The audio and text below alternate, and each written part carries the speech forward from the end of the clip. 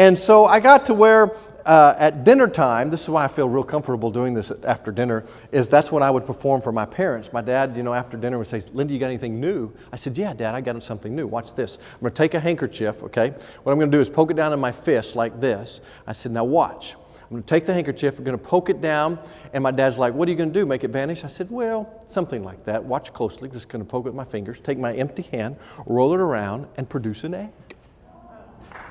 Ta-da! Ta-da! Not bad, right? Now, my dad was always notorious for asking me, how do you do this, all right?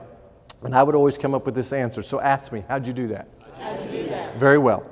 And so he didn't like that either. So I had to teach him one. So I'm going to teach you one, all right? As you know, there's no such thing as magic, all right? There's no such thing. It's just a prop. And this is a fake egg with a hole in it. And what you have to do, now my thumb's too fat to reach in that little hole, so I got to reach in there with my pinky. And you reach in there and you dig, and there's the handkerchief. See, it never really vanished. And some of you are like, really? Oh. Eyes were watching this, and everybody knew something was in my hand. So I had to learn how to do the right way of watching over here. And the second thing I had to learn to do was to make sure that I poked it all in the egg, because when I made the egg appear, half was in and half was out. It wasn't very pretty. So you poke it in there like that, and then the last thing I had to learn to do is not do this. Ta-da! See, nobody's impressed when they can see the hole. It doesn't work. Trust me, I've done it a million times, it doesn't work. Now, if somebody comes up to you, I don't have one in my case, but if somebody comes up to you, sir, and your name is Mark, and asks you to break the egg, here's what you do. Mark asked me to break the egg. Break the egg. No, because you see, you can't break a fake egg. Now, if they ask you again, break the egg. See, you're so nice. Here's what I want you to do. Hand me your glass, and I'll blow on the egg like this. And this is where things began to change with my dad. My dad thought, you know what? You just might have a future in doing this.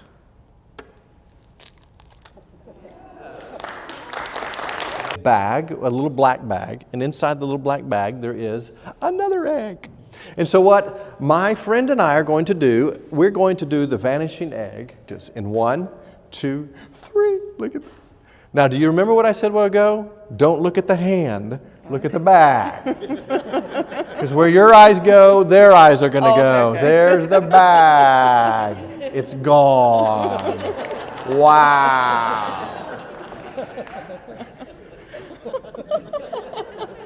Now, people are not impressed because they're like, it's in your hand. So I said, what? Let's change this. What? Whoosh, it's gone. Whoosh, whoosh, whoosh. That's sound effects for them in the back. Whoosh, whoosh. Pull the inside out. Reach in there and pull the inside out. Whoosh, whoosh, whoosh, whoosh. Whoosh, whoosh, whoosh. Reach in there, pull the inside out. Whoosh, whoosh, whoosh. Whoosh, whoosh. Reach down in there. Fill the egg? No. No way? It really works. Now this is the true test. Watch. I'm going to reach into the air. I'm going to grab the egg. Do you see the egg? No. Do you right there? Okay, it's there. Yes, it's right there. Watch. Whoosh, throw it up and catch it in the bag. Empty hand. Reach down in there. Ta-da!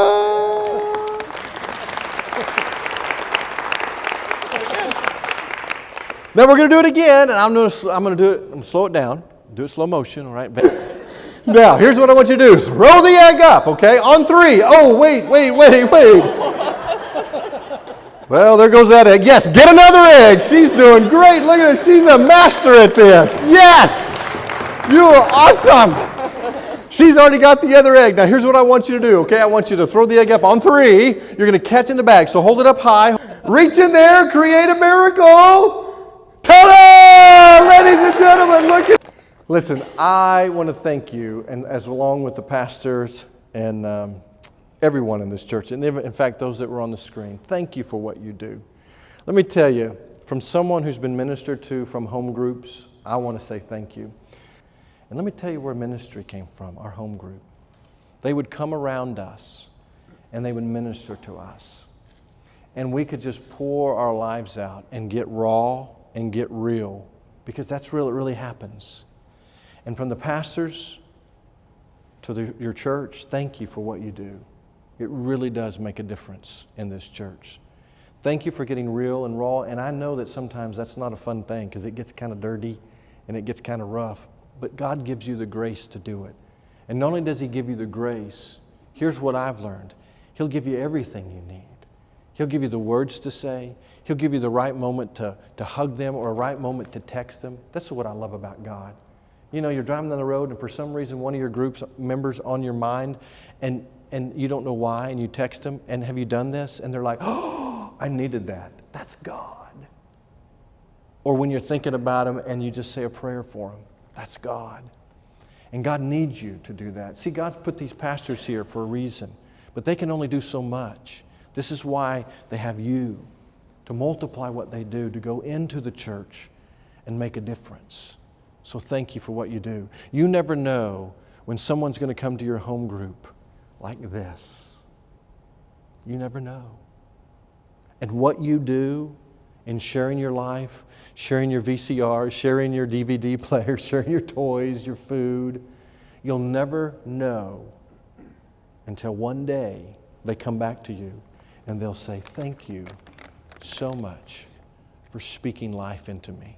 You will never know how much I appreciated that.